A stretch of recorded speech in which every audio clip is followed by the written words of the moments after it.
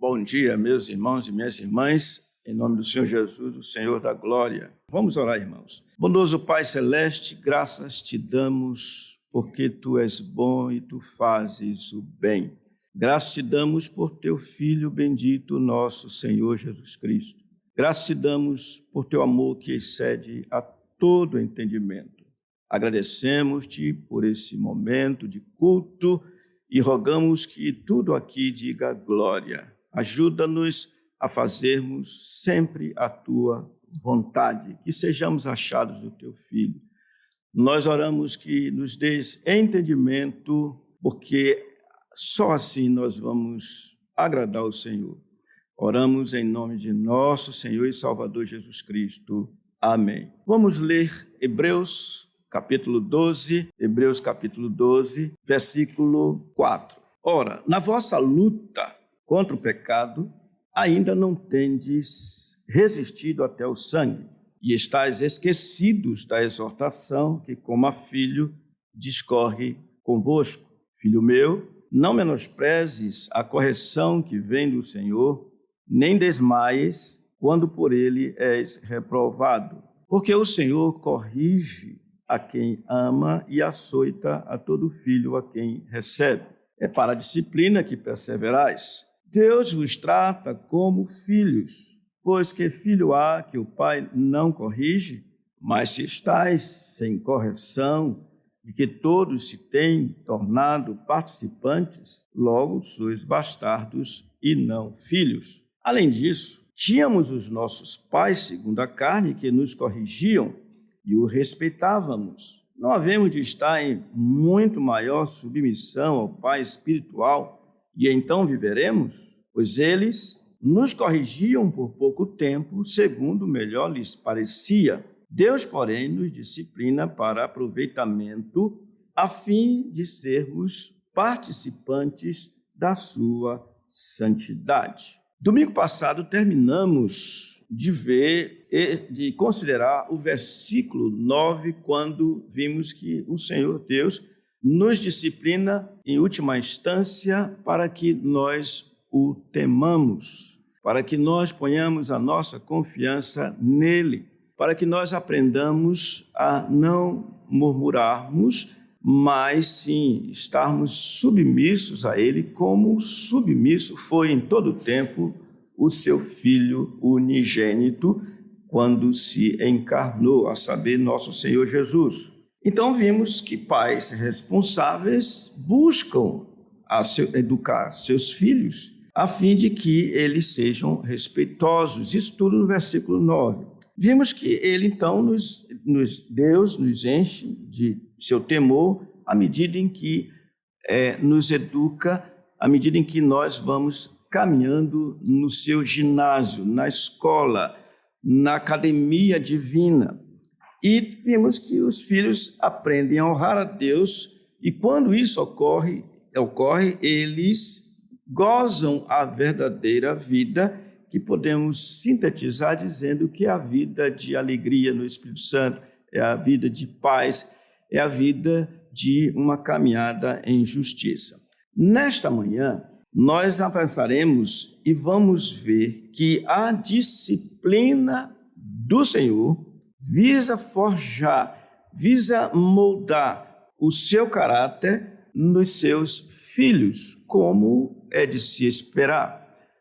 Você pega essa questão de semelhança, você pega a foto de um pai e você coloca a foto do filho e você então faz uma afirmação, tal pai, tal filho, do ponto de vista da imagem.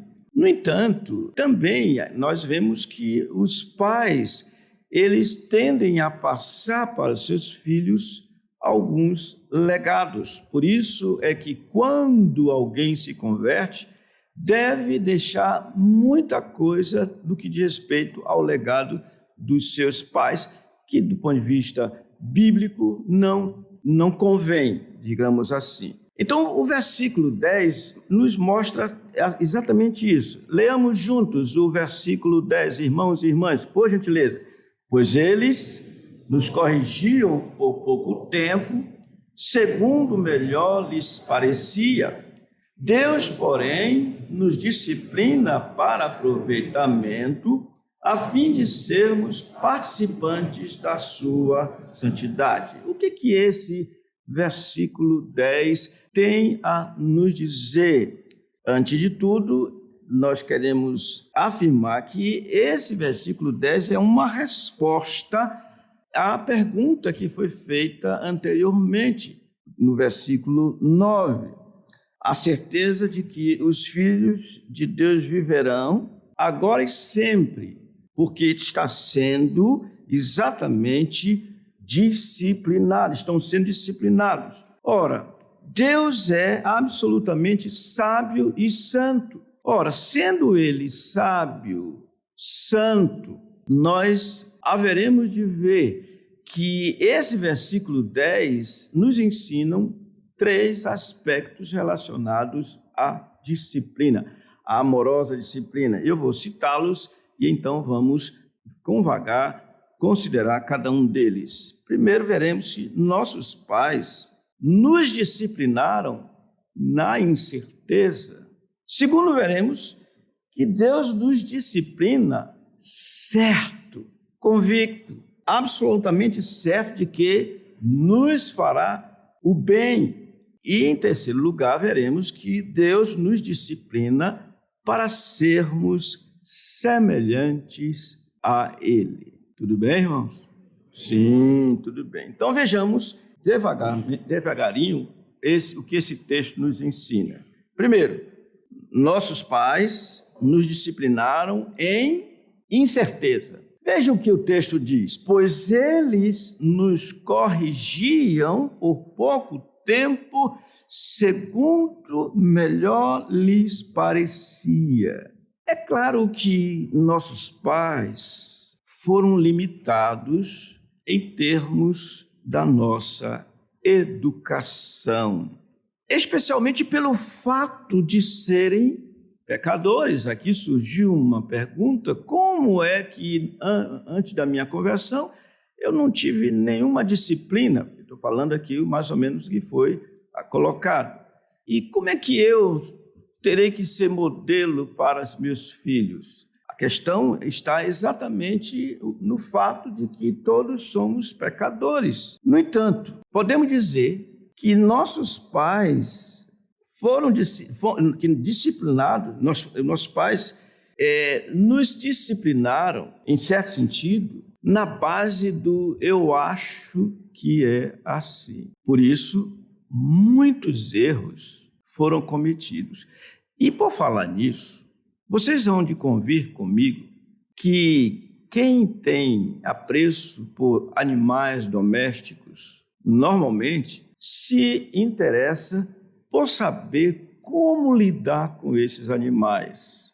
Vão para a literatura, vão para as fontes que lhes deem segurança quanto à maneira de lidar com aqueles animais.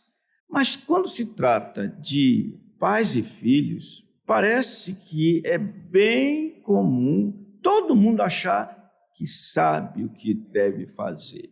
Mas é um ledo engano. Por que digo isso? Porque se fosse diferente, se não fosse engano, o apóstolo Paulo não diria a Tito: fala o que convém à sã doutrina. Quanto às mulheres idosas, versículo 3, que sejam respeitáveis, não dadas a vinho, e então ele diz que sejam mestras do bem, a fim de instruírem as jovens recém-casadas a, primeiro, amarem ao marido, segundo, amarem a seus filhos. Então, é necessário instrução. Todos nós sabemos, eu estou falando dos casados, que os primeiros dias de casamento às vezes chega a ser tortura. Eu aqui me lembro dos primeiros meses de casamento, quantas lágrimas a minha digníssima não derramou. Vem o primeiro ano, se passa o primeiro ano, você vai chegar aos 35, aos 40, etc, etc. Mas, irmãos, como dizia um homem de Deus, disse a mim, quando foi me instruir durante o noivado, ele disse, casamento significa um ajuste, e esse ajuste, buscando harmonia, leva a vida toda. Então, há necessidade de aprendizado.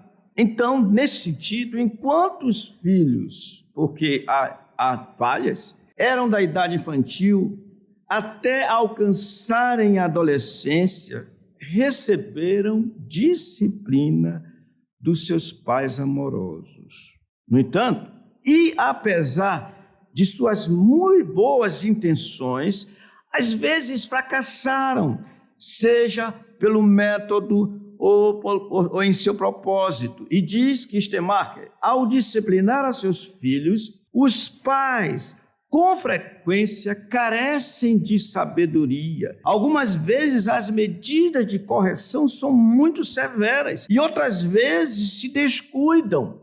O castigo se administra muitas vezes não em amor, senão em cólera. Nós sabemos o que é isso. Nós sabemos as muitas dificuldades enfrentadas por nossos pais para nos disciplinar corretamente foram devidas em grande parte por serem eles também carentes de disciplina. É por isso, irmãos, que o apóstolo Paulo, falando aos Efésios, buscando trazer equilíbrio na relação pais e filhos, filhos e pais, depois de dizer que os filhos devem honrar seus pais, porque isto é agradável ao Senhor, ele disse, e vós, pais, não provoqueis vossos filhos a ira, mas criai-os na disciplina e na admoestação do Senhor. E diz, ele repete em Colossenses 3:21, pais, não irriteis os vossos filhos, para que não fiquem desanimados. Por outro lado, há de se lembrar que eles, os pais, nos educaram segundo melhor lhes parecia. A ideia da maneira como lhe agradava. Essa que é a ideia desse verbo parecer. Nossos pais, diz uma versão, nos disciplinava por curto período, segundo lhes parecia melhor. Então, em algum sentido, a incerteza está ligada à disciplina dos pais aplicadas aos filhos. E tal disciplina tem um período curto, porque sai da infância, entra na adolescência e termina, não tem mais o que fazer. Se cresceu torto, não dá para desentortar, a não ser que a graça entre trazendo salvação e trazendo uma nova maneira de viver. Mas não é fácil. Há todo um progresso a ser enfrentado, uma caminhada progressiva, melhor dizendo. Então, meus irmãos, o primeiro aspecto que temos visto é que nossos pais nos disciplinaram o que, irmão? Está escrito aí, na incerteza. Será que eu vou conseguir o que eu desejo? Às vezes os pais nem sabem o que desejam. Às vezes os pais disciplinam por capricho. Às vezes os pais disciplinam para que sejam como eles querem, o que é o problema. Mas disciplinai-os, ele diz, educai-os, lidai com eles para que eles sejam disciplinados no Senhor. Então temos que ir para a cartilha a fim de aprendermos. Tudo bem? Primeiro ponto. Qual pai deixaria de apreciar que seus filhos seguissem os seus bons caminhos? Por isso é que eles desempenham o importante papel de corrigi-los. Por outro lado, o Senhor faz que seus filhos e filhas experimentem sua disciplina durante toda a existência deles, sem jamais cometer falhas, sem jamais cometer abusos ou coisa semelhante. Isso é tão certo que é o nosso segundo ponto. O escritor de Hebreus diz: Deus, porém, nos disciplina para... Está vendo? Olha, Deus nos disciplina, certo de que nos fará o bem. Irmãos, nessa relação pais e filhos, é impressionante como várias e várias vezes nós fazemos mal aos nossos filhos e para os nossos filhos. É impressionante, e eu estou falando como pai, é impressionante como nós esquecemos que nessa vida, nessa jornada, o sofrimento é necessário. Vou repetir. Nessa vida, o sofrimento é necessário. Só vai ter um momento em que não haverá mais dores, não haverá mais sofrimento, não haverá mais lágrimas. Quando o Senhor, Ele mesmo, enxugar as nossas lágrimas, não tem mais pecado, então não vai ter mais sofrimento. Enquanto isso, notemos, sempre será necessário nós passarmos pelo cadinho. Você sabe o que é cadinho? Aquela cuia de ferro bem possante, você joga o ouro e coloca no fogo para que as impurezas daquele ouro se dissipem, sejam consumidas e fique o ouro o mais purificado possível. Mas é duro, a gente não quer fazer isso não. A gente quer realmente agradar a nós mesmos, nós queremos agradar os filhos, porque em última análise queremos agradar a nós mesmos. Mas não é assim. Aqui diz, Deus, porém, nos disciplina. E eu vou mostrar para vocês que isso é, de fato, a exigência bíblica. Por isso é que se diz, irmãos, aquele que ama seu filho, cedo o disciplina. Cedo. E não tem outra maneira de ver isso.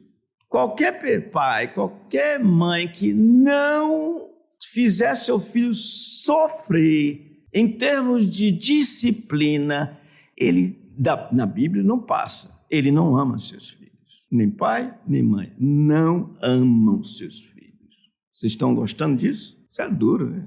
Quanto à disciplina aplicada pelo Senhor Deus, eu cito de novo o Simon Kistemaker, quando ele diz o seguinte: Ele, Deus, nunca comete um erro, sempre disciplina em amor, nos açoita e ao mesmo tempo nos consola. Sua disciplina não termina quando chegamos a ser adultos. Ao longo de toda a vida terrenal, Ele nos vai formando. Ainda que muitas vezes o defraudamos, Ele nunca nos esquece. Sua paciência para conosco parece ilimitada, apesar da nossa falta de progresso. E é isso mesmo. Em síntese, irmãos, Deus nos disciplina para que sempre assim, Ele nos disciplina sempre para nos fazer o bem. Por isso que o apóstolo Paulo disse aos romanos: sabemos que todas as coisas cooperam para o bem daqueles que amam a Deus, daqueles que são chamados segundo o seu propósito. E o propósito é sermos conformes à imagem do seu Filho.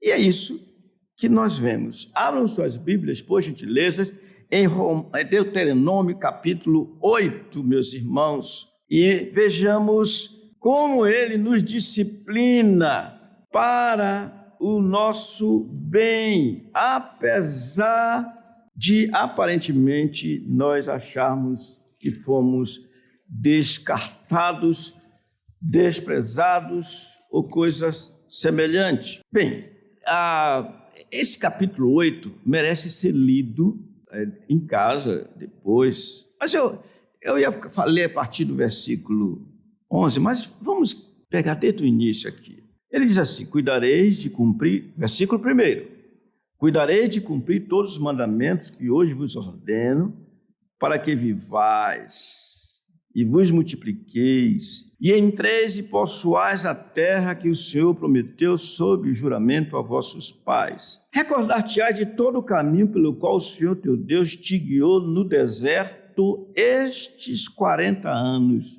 Olha aqui o propósito: para te humilhar, para te provar, para saber o que estava no teu coração, se guardarias ou não os seus mandamentos. Isso Moisés lembrando eles. Versículo 3, ele te humilhou e te deixou ter fome e te sustentou com o maná que não conhecias, nem teus pais o conheciam, para te dar a entender que não só de pão viverá o homem, mas de tudo que procede da boca do Senhor viverá o homem. E aí nós vamos ao versículo 11. Guarda-te, não te esqueças do Senhor teu Deus, não cumprindo os seus mandamentos, os seus juízos e os seus estatutos que hoje te ordeno, para não suceder que depois de teres comido e estiveres farto, depois de haveres edificado boas casas e morado nelas, depois de multiplicar os teus gados e os teus rebanhos, e se aumentar a tua prata e o teu ouro, e se abundante tudo quanto tens, se eleve o teu coração, e te esqueças do Senhor teu Deus, que te tirou da terra do Egito, da casa da servidão, que te conduziu por aquele grande e terrível deserto de serpentes abrasadoras, de escorpiões e de secura, em que não havia água. E te fez sair água da pederneira, que no deserto te sustentou com maná, que teus pais não conheciam, para te humilhar e para te provar. Agora, a melhor parte a gente lê junto, né? Vamos ler juntos? E afinal, te fazer bem. Não digas, pois, no teu coração, a minha força e o poder do meu braço me adquiriram estas riquezas. Antes te lembrarás do Senhor teu Deus, porque Ele é o que te dá força para adquirir riquezas, para confirmar a aliança que sob juramento prometeu a teus pais, como hoje se vê. Vamos tentar sumariar, sintetizar o que nós lemos aqui. O texto, Moisés está falando já no final da sua caminhada, aos remanescentes, diga-se de passagem, porque muitos já tinham caído no deserto, e ele lhes fala, dizendo assim: prestem bem atenção, desde cedo o Senhor vem dizendo para vocês obedecerem os seus mandamentos e vocês viverão. Prestem também atenção que o Senhor fez vocês passarem por situações apertadas. Irmãos, a primeira coisa que ele lembra de forma enfática é o propósito da disciplina. Para ti, não, humilhar, para te humilhar. Por que isso, para te humilhar? Porque esse é o pior de todos os males que nós temos na nossa natureza terrena, a soberba. Esse é o pior. Irmãos, por mais firme que esteja o homem, sabe como é que a Bíblia classifica o homem? Pura vaidade. Nós somos artistas de primeiro grau, no sentido de ser grande, em agirmos soberbamente. Mas os soberbos não agradam ao Senhor. Por isso é que Ele diz que, como Ele é nosso Pai, Ele vai nos humilhar. E aqui, permitam-me dizer, da minha esposa na criação das meninas, especialmente a Noemi, ela está por aqui, eu posso falar. Está ali sim, está ali. Ia para a escola e gostava de ficar descendo um barranco na escola. E a mãe dizia, olha, se você sujar essa roupa, você vai ficar com essa roupa, não sei se era a semana toda, não sei como é que era, escorregadinho lá. Aí lá vem ela e rasgou, você vai para a escola assim, roupa rasgada. Hoje ela quer comprar essas roupas toda esquisitona, que eu não sei que é a cabeça dele. Bem, a vida dos outros, deixa lá. Mas, irmãos, vai assim mesmo. Você não rasgou, não foi avisado que não era para... Você vai assim rasgadinha mesmo. Chora. Tem que ser humilhado. Aí aprende mais ou menos isso. É duro quando os pais não percebem que não farão bem aos seus filhos, fazendo com que seu ego se eleve, ajudando a elevar o seu ego. Ele te fez passar fome para te humilhar. Afinal, te fazer o quê, irmãos? Bem, ele sabe o que é certo, ele age sempre dessa maneira. Por isso é que quando os israelitas estavam sob o poder de Nabucodonosor, na Babilônia, e surgiram falsos profetas dizendo: vocês vão ser libertos logo, não se preocupe com isso não. O Senhor mandou o profeta dizer ao povo. Abram suas Bíblias, por favor, em Jeremias, capítulo 29, versículo 10. Assim diz o Senhor, Jeremias 29, 10. Logo que se cumprirem para a Babilônia, quantos anos, irmãos? 70 anos. Atentarei para vós outros e cumprirei para convosco a minha boa palavra, tornando a trazer-vos para este lugar. Eu é que sei que pensamentos tenho a vosso respeito, diz o Senhor. Eu é que sei o que é bom para vocês. Eu é que sei o que é importante para vocês, porque diz pensamentos de paz e não de mal. Aí vem, para vos dar o fim que desejais. Vocês sabiam? Isso me leva assim a pensar de forma assim muito temerosa. Tem um falso profeta, como é o nome dele? Aquele que enganou o povo no deserto. Vocês lembram o nome dele? Profeta Balaão. Balaão, irmãos, ele tinha vontade de ter um fim jóia. Ele disse: quem me dera morresse a morte dos justos. Ou seja, ele desejava isso. No entanto, ele não viveu a vida dos justos. Vocês sabiam que nós somos parecidos com Balaão? Nós queremos entrar nos céus. Nós queremos estar nas delícias eternas. Mas tem uma coisa que naturalmente nós não queremos. O que é? Sofrer. Mas a Bíblia diz: se com ele sofrermos, com ele seremos glorificados. Então ele diz: olha, vocês querem o bem, mas vocês precisam passar por essas situações difíceis, sob disciplina. Eu é que sei que pensamento tenho a vosso respeito, diz o Senhor, pensamento de paz e não de mal, para vos dar o fim que desejais. O fim é desejável, mas para chegar a esse pensamento, esse desejo desejável, me permitam-me assim, aliás, razoável, é necessário passar pelas aflições. Então, olha Jeremias o que diz. Então, estou vendo, versículo 12. Me invocareis, passareis a orar a mim, e eu vos ouvirei. Buscar-me-eis e me achareis quando me buscar de todo o vosso coração. Serei achado de vós, diz o Senhor, e farei mudar a vossa sorte. Congregar-vos-eis de todas as nações e de todos os lugares para onde vos lanceis, diz o Senhor, e tornarei a trazer-vos ao lugar de onde vos mandei para o exílio. É isso, irmãos, que significa disciplina para aproveitamento. Qual é o fim que nós desejamos? O que nós almejamos?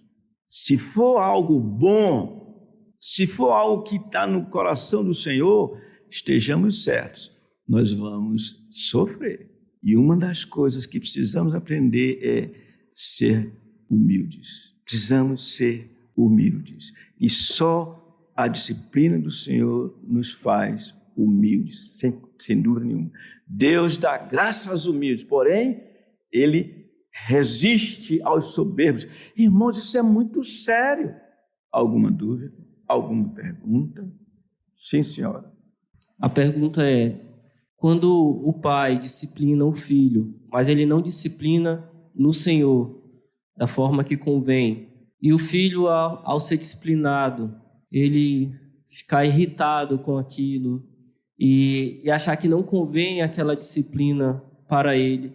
Ele pode chegar ao pai e falar do seu sofrimento, da sua angústia ao ser disciplinado pelo pai? Se sim, como é que ele deve chegar ao pai sem pecar contra o Senhor? Boa pergunta. Abra suas Bíblias na primeira carta que o apóstolo Paulo escreveu a Timóteo e vejamos a resposta objetiva à pergunta da irmã. Aqui é uma instrução dada aos filhos. Diz assim, versículo 1, capítulo 5 da primeira epístola de Paulo a Timóteo. Não repreendas ao homem idoso, mas exorta-o como a pai. O apóstolo está dizendo a Timóteo que no trato com o idoso, que ele não deve ser áspero e deve agir para com o idoso como se espera que um filho haja com seu pai. A pergunta, um filho achar que está sendo severamente disciplinado, ou seja, muita severidade. O problema está aqui. Vamos lá. O apóstolo Davi, para poder responder, Davi, quando se viu debaixo da luz do Senhor e, consequentemente, viu o seu pecado, ele disse assim, pequei contra ti somente, e fiz o que era mal perante os teus olhos, de maneira que serás tido por justo no teu falar e puro no teu julgar. É muito significativo o que Davi diz. Quem pecou não deve julgar aquele que está lhe julgando. Vocês entenderam o que eu estou dizendo?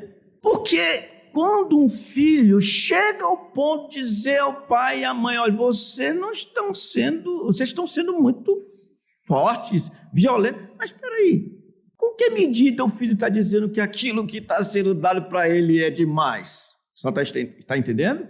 Porque aí muda, o foco muda, ou seja, quem é que está disciplinando o filho? É o pai. Por que está fazendo? Porque o pai tem o direito de conduzir o seu filho pelo melhor caminho possível. Mas no momento em que o filho diz, peraí, pai, por favor, um pouquinho menos, precisa dar mais ainda. E aqui, você sabia? Não sabia não?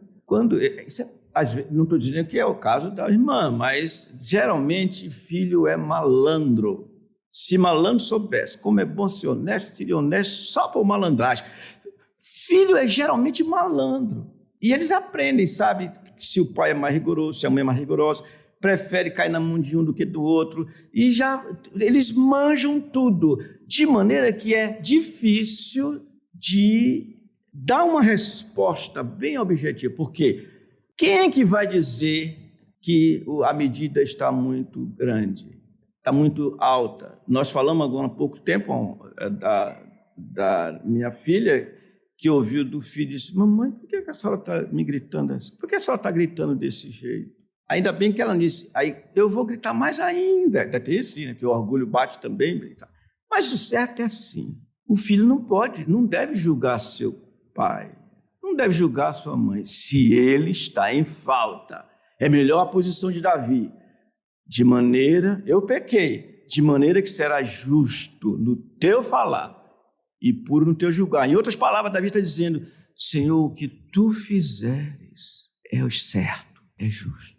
É por isso que nós vemos Davi repreendendo os seus soldados, quando Simei saiu a jogar pedra sobre ele e a xingá-lo, chamá-lo de homem de sangue, maldito, você está recebendo a paga dos seus males. E quando um filho de Seruia tirou a espada e disse, eu vou tirar a cabeça desse homem, ele disse, não faça isso. Que tenho eu contigo, ó, filho de Seruia? Se Deus mandou que ele amaldiçoasse Davi, quem és tu? Que ele amaldiçoe. Talvez o Senhor olhe para a minha miséria desse dia e tenha misericórdia de mim. Olha que resposta para quem está sob julgamento. E dando é uma ilustração do que ele disse, de maneira que serás tido por justo no teu falar e puro no teu julgar. Entendeu? Então, é até bom, eu vou aproveitar para dizer assim, olha, é bom que os filhos, ao ficarem adultos, se casarem, não passem na cara do papai e da mamãe o que aconteceu, como dizer assim, vocês erraram. Quem deve julgar isso é o Senhor. Tudo bem? Tem outra pergunta? O Senhor afirmou que nessa vida haveremos de sofrer, mas haverá um dia que cessará todo o sofrimento, que o Senhor enxugará toda lágrima. Esse enxugar a lágrima será cessar o sofrimento é ainda nessa vida? Num sentido, sim. No outro sentido, não. No sentido existencial, na nossa caminhada, ele faz isso, ele nos consola. Bem-aventurados os que choram, porque serão consolados. Então, no sentido, ele faz isso. Ai de nós se o Senhor não agisse conosco com a sua misericórdia. Bendito Deus e Pai de nosso Senhor Jesus Cristo, Pai de misericórdia, Deus de toda consolação. Ele nos consola, isso simboliza o enxugar de lágrimas. Mas veja bem, ele não enxuga toda lágrima. Toda lágrima vai ser naquele dia, quando não mais haverá sofrimento. Enquanto isso, nós vamos sofrer. E junto com o sofrimento, vamos usar assim, com a aprovação, o Senhor providenciará saída para que nós não desfaleçamos. E isso simboliza, sim, o consolo e, consequentemente, o enxugar da lágrima. Mas isso vem de novo. Nessa vida é assim, é um enxugar de lágrimas, mas vem de novo. Mas o que eu disse que vai cessar de fato naquele dia, aí sim, não haverá mais lágrimas. A penúltima pergunta da irmã, o senhor começou sua resposta com o texto de 1 Timóteo, capítulo 5, versículo 1, não repreendas ao homem idoso, antes exorta-o como a pai. Mas no desenrolar da sua resposta, o senhor, então, não deu espaço para que o filho exorte o pai, mas o próprio texto que o senhor tinha utilizado fala dessa exortação que pode haver. Então, o filho nunca deve exortar, nunca deve tratar uma questão que se sente ofendido com seus pais? Boa lembrança. Lembrem-se que a pergunta da irmã tem o sentido daquela ocasião em que o filho errou, ou a filha errou, e o pai disciplinou, e o filho acha que foi muito pesada a disciplina. O que Timóteo está dizendo é diferente. Ele está dizendo assim, exorta o homem idoso como a pai. O que se espera? Que o filho, vendo seu pai em falta, ele não está sob disciplina, ele vê seu pai em falta. E o que ele deve fazer? Em oração, com humildade, chegar ao pai e dizer, pai, eu tenho algo para lhe dizer. Isso aqui que eu tenho visto, me parece que não é correto. Assim, fale. É o que o texto está dizendo. Mas lá não. Lá é o moleque que está apanhando. Desculpa, viu? O moleque que aprontou e depois vai dizer, tá muito, pai, tá muito. Muito não, você vai pegar mais ainda, porque você está resistindo ao seu pai. Pronto. São duas coisas distintas. Deu para vocês perceberem? Não? Você sabe por que alguns de nós continuamos sendo ruinzinhos? Porque nossos pais não nos deram na medida que deveriam dar. Como bem melhor lhes parecia. E aí alguns nem fizeram nada.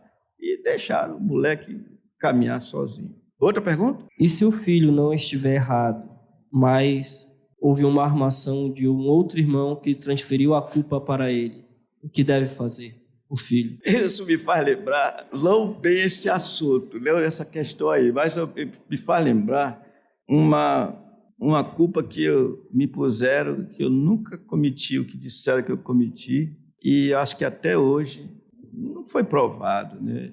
Tinha uma senhora que trabalhava lá na casa da mamãe, eu era menino, e a mamãe tinha um jarro sobre a mesa, e não fui eu sei que não fui, até hoje eu sei que não fui eu.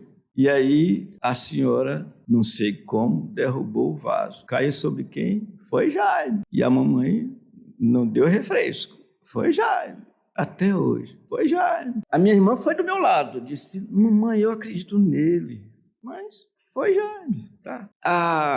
Se o filho apanhou no lugar do outro, tem a ocasião, ele tem que agir do jeito que a gente falou de 1 Timóteo 5:1. Do mesmo jeito. Esperar a oportunidade para dizer, olha, eu não fiz isso, querido papai, querida mamãe. Não tem outra coisa para responder, não. Tem outra pergunta. Atenção, estica os ouvidos. Pode repetir, parece que ele não ouviu direito. Vou repetir, se eu estiver errado, a irmã pode corrigir. O texto que fala, não provoquei os vossos filhos para que eles... Não fiquem desanimados. Ele quer saber o texto? Não, o que o senhor tem a dizer sobre esse texto. É isso, irmã? Isso. Olha, uma das coisas que fazem os filhos ficarem desanimados é a injustiça mesmo. Imagina como deve causar dificuldade para os filhos verem que os pais fazem o que eles proíbem nos filhos. Os pais não seguem aquela cartilha, mas querem que os filhos façam do jeito que eles querem. Então, isso causa desânimo. Outra coisa é quando se disciplina com raiva. A gente já viu, disciplina com raiva traz dificuldades, e não poucas dificuldades. Então, é necessário que haja humildade também da parte de quem disciplina. Porque se o que disciplina for humilde, estiver agindo com humildade, certamente a disciplina será feita de modo a fazer o bem. E eu termino, porque parece que tem outra pergunta? Tá, por favor. Me lembro, vou terminar com o Senhor Jesus, que era submisso. Hebreus 5:8 diz que Jesus aprendeu a obediência pelas coisas que sofreu. Como um pai pecador pode treinar até o fim e levar o filho à obediência pelo sofrimento de modo prático? Repita aí para mim, por favor. A Bíblia diz que o Senhor Jesus aprendeu a obediência pelas coisas que sofreu. De modo prático, como eu devo ensinar o meu filho pela obediência, pelo sofrimento, a obediência na vida, mas ele quer, pelo que eu entendi, saber isso na prática. Na prática. Já temos falado sobre isso. Ele citou o texto que o Senhor Jesus aprendeu a obediência pelas coisas que sofreu. Ele não tinha pecado e nunca pecou, mas ele precisava aprender. A sua humanidade foi aperfeiçoada. Ele aprendeu a manusear ferramentas, ele aprendeu a ir nos lugares onde ele nunca tinha ido antes, ele aprendeu o lugar. Estou falando de Jesus na sua humanidade. E sempre teve sofrimento envolvido nisso, como nós já vimos que há muitas coisas que envolvem a disciplina. No que diz respeito aos pais em relação aos filhos, também a necessidade de disciplina, e isso causa sofrimento. Ora, na medida em que um pai é repetitivo, às vezes o filho ele não quer ouvir mais não, mas os pais falam as mesmas coisas. E eles ficam, às vezes, aborrecidos, mas ele tem que falar as mesmas coisas. Ele tem que levar os filhos para determinados lugares, ele tem que fazer com que os filhos andem em lugares que eles não gostariam de andar e deixar que impedir que eles andem em lugares que eles gostariam de andar.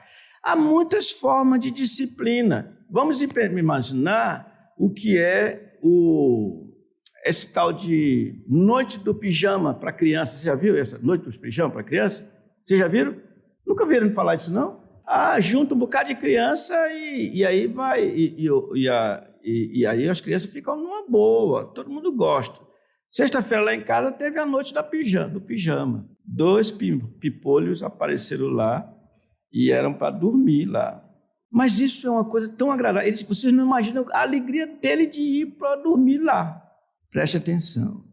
Eu estou dizendo que é algo muito agradável. Pais, não deixem seus filhos dormirem fora de casa sem vocês. O caso que eu disse aqui, os pais estavam lá, tá? Eles saíram e voltaram. Era para as crianças não perderem o horário de dormir.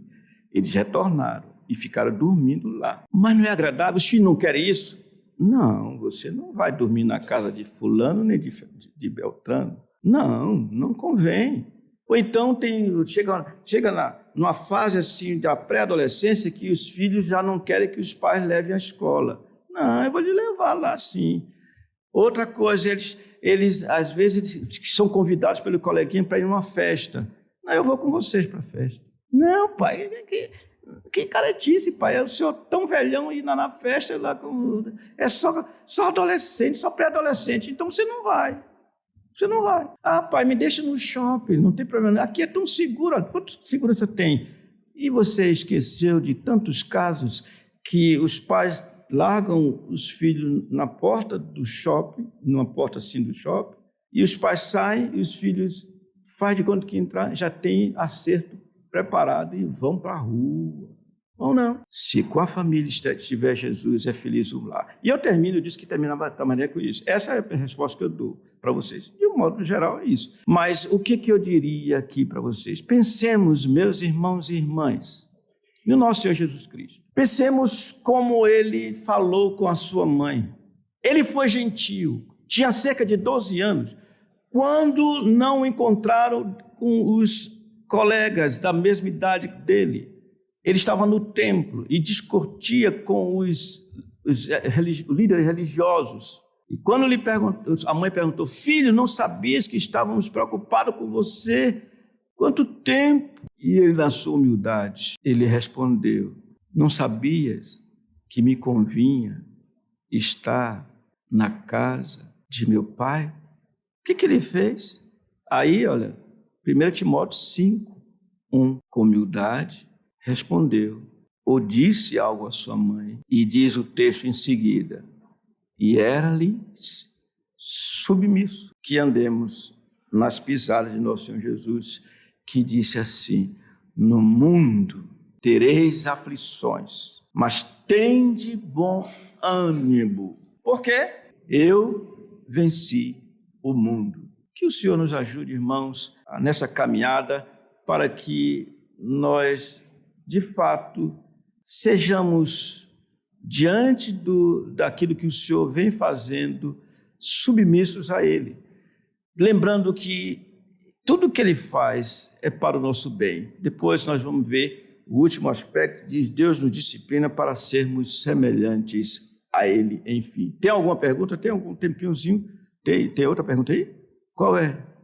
Faça, por favor. Quando éramos crianças, né? Éramos 4 crianças, cada um fazia peraltices e passava dos limites, os nossos pais. Desculpa, vou repetir novamente. Éramos 4 crianças, cada um fazia peraltice e passava dos limites. Todos nós éramos disciplinados.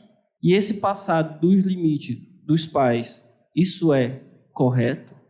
Penso que já respondemos, né? Os pais passavam do limite. De novo, olha só, os peraltas, agora estão dizendo que os pais passaram do limite. Eu espero que seja agora. Dizendo que os pais passaram do limite. Mas quem é você para julgar o seu pai? Para dizer que... Eu pergunto, uma palmatória, aquela na mão dói? Agora, quem sou eu para dizer? Foi demais. Como é que eu vou julgar isso? Eu vou ser justo no meu julgamento? O que vocês dizem, irmãos? Nunca. Quem está sob disciplina porque cometeu alguma coisa injusta, não pode dizer que o que foi feito foi fora do limite, a não ser que o pai chegue com... Nem põe luva, aí chegue tufo na cara, tufo. Aí o vizinho... Não, os filhos não, os vizinhos vão denunciar, vão levar lá para a polícia. Fora disso, os filhos não têm como julgar os pais. Pelo contrário, devem ser humildes e dizer, Senhor, ajuda-me a fazer o que te agrada. Ok? Sim, senhora. Fiquemos em pé rapidamente. Dona Helena tem uma pergunta a fazer? Eu entendi. A senhora acha que foi a senhora que fez a pergunta? Ah, tá. Bem, olha, são 4 pirralhos atrapalhões. e um cometeu a falta. O pai não sabe quem foi, perguntou quem fez, todo mundo calado, então apanha todos os 4. Está mais do que certo